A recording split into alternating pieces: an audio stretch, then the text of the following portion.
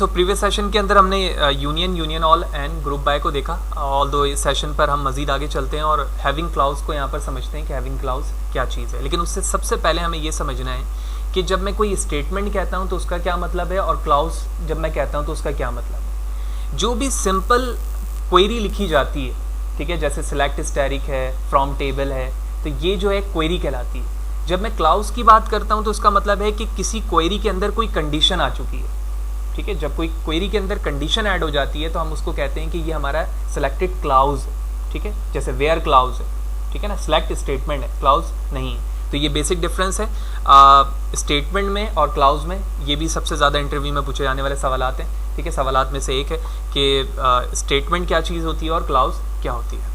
तो सबसे पहले तो हम यहाँ पर डेफिनेशन समझते हैं हैविंग क्लाउज की, उसके बाद हम प्रैक्टिकल वर्क की तरफ चलेंगे। The having clause was added to SQL because the where keyword couldn't be used with aggregate function। अच्छा, इसमें सबसे पहली बात तो हमें ये समझनी है कि हम जानते हैं कि वेयर क्लाउज के अंदर हम कोई ग्रेटर देन या लेस देन की कंडीशन या एग्रीगेट फंक्शन को इस्तेमाल नहीं कर सकते, ठीक है। यानी मैं वेयर के साथ ग्रेटर देन लेस देन की कोई कंडीशन लिख सकता हूँ, लेकिन वहाँ ये नहीं कह सकता where count ID greater than equal to whatever कोई नंबर। तो जब हम वेयर क्लाउज के अंदर यानी वेयर क्लाउज के साथ एग्रीगेट फंक्शन को इस्तेमाल करना चाहते हैं तो इस सिनेरियो पर हमारे लिए ज़रूरी है कि हम हैविंग क्लाउज को इस्तेमाल करें। यही वजह है कि SQL के अंदर हैविंग क्लाउज के कॉन्सेप्ट को ऐड करवाया गया है। तो अब हम देखते हैं कि भाई ये हैविंग क्लाउज कैसे वेयर की जगह पर इस्तेमाल हो सकता है और वहाँ पर कैसे वेयर क्लाउज के साथ जो है यानी हैविंग क्लाउज के साथ हम एग्रीगेट फंक्शन को यूज़ कर सकते हैं। तो प्रैक्टिकली वर्क के लिए हम उसी टेबल को यूज़ कर रहे हैं जो कि हमने लास्ट सेशन पे काम किया है, EMP और TMP, ठीक है। तो इसके क्लाउज यानी इसकी क्वेरी लिखते हैं। तो सबसे पहले मैं लिखता हूँ select count of ID, similarly country from EMP table,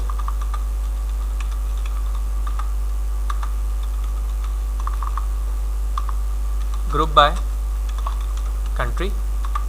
अब यहाँ तक की तो क्वेरी बिल्कुल वही है जो अब लास्ट टाइम तक हमने ग्रुप बाय में पढ़ा था, ठीक है। लेकिन आपने देखा था कि ग्रुप बाय के अंदर तमाम वो कंट्रीज आ गए थे जो कि आपके टेबल के अंदर मौजूद थे। लेकिन अभी सिनेरियो ये है, मैं जूम कर देता हूँ, कि मैं यहाँ पर ये बताना चाहता हूँ for example where count of ID is greater than equal to 1। तो इसका मतलब ये है अभी तो सिनेरियो के मुताबिक सारी रिकॉर्ड 1 है, तो मैं मजीद कोई क्वेरी लगा नहीं सकता कंडीशन पर। तो मैं सिर्फ और सिर्फ 1 में इसलिए लिख रहा हूँ ताकि कोई तो रिकॉर्ड आए।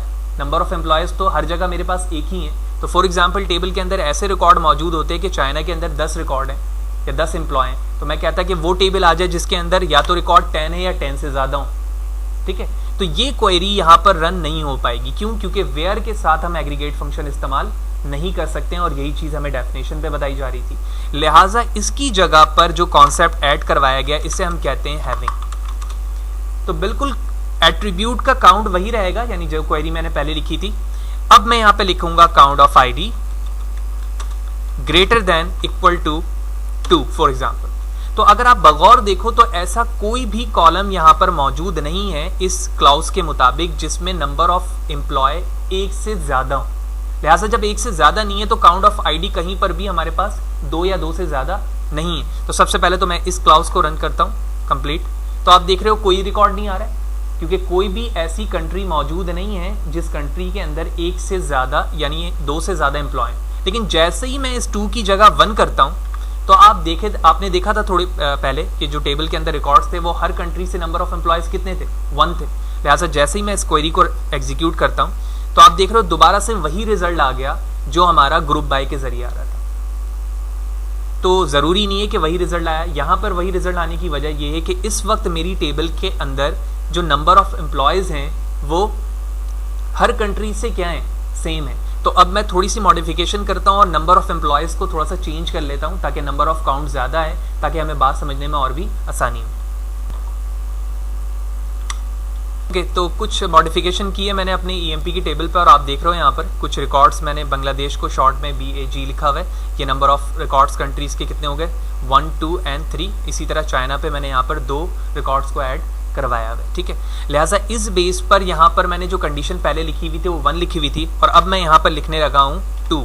तो इसका मतलब ये है कि वो तमाम कंट्रीज़ के नंबर ऑफ एम्प्लॉयज़ जो हों जिसके अंदर या तो नंबर ऑफ एम्प्लॉयज़ 2 हैं या 2 से ज़्यादा हैं। तो अगर यहाँ पर हम अपनी सिंपल टेबल पे देखें तो चाइना से रिलेटेड जो कंट्रीज़ हैं वो आने चाहिए, क्योंकि इसमें 2 मौजूद है और बांग्लादेश के 3 यहाँ पर मौजूद हैं।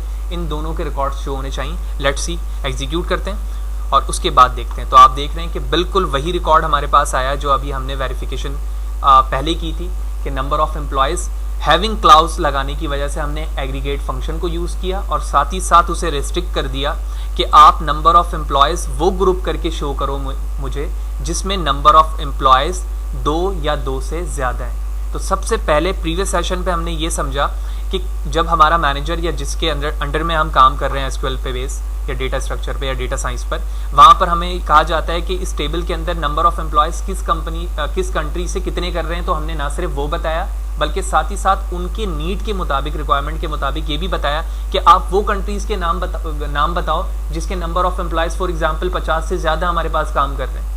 तो क्वेरी बेस तो हमने यहाँ पर 2 लिखी है, तो क्वेरी तो हमारी बिल्कुल वही रहेगी, लेकिन नंबर ऑफ एम्प्लॉयज़ 2 की जगह हम क्या लिख देंगे अकॉर्डिंग टू द प्रॉब्लम जो क्वेश्चन लिखा है। तो ये दोनों बड़े क्रिटिकल क्वेश्चंस थे, लेकिन इसका सोल्यूशन आप देख रहे हो कितना सिंपल फॉर्म पे कि हमने ग्रुप बाय भी यूज़ किया और साथ ही साथ हैविंग क्लाउज लगाकर अपने कॉम्प्लेक्स क्वेश्चन को और भी आसान कर दिया।